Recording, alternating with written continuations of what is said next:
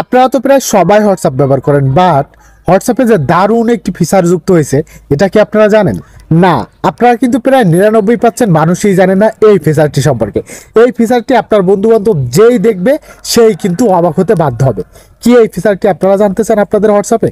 চলুন সেই প্রসেসটাই আজকের এই ভিডিওতে আমি আপনাদেরকে ইন ডিটেলসে দেখিয়ে দিচ্ছি। তো ভিউয়ার্স, হোয়াটসঅ্যাপের এই অবাক করা ফিচারটি জানার জন্য শুরুতে আপনাদের হোয়াটসঅ্যাপ অ্যাকাউন্টটি ওপেন করে নেবেন। দেন ডান সাইডের কোনায় 3 ডট লাইন পেয়ে যাবেন, এখানে ট্যাপ করে দিয়ে সেটিং সেট আপ করে দিবেন। তারপর এখান থেকে নিচে পেয়ে যাবেন চ্যাট অপশন, এই অপশনটার উপরে ট্যাপ করে দিবেন। তারপর এখানে দ্বিতীয় নম্বরে পেয়ে যাবেন ডিফল্ট চ্যাট থিম, এই অপশনটার উপরে ট্যাপ করে দিয়ে এখান থেকে ওয়েল পেপার, এই অপশনটার উপরে ট্যাপ করে দিবেন।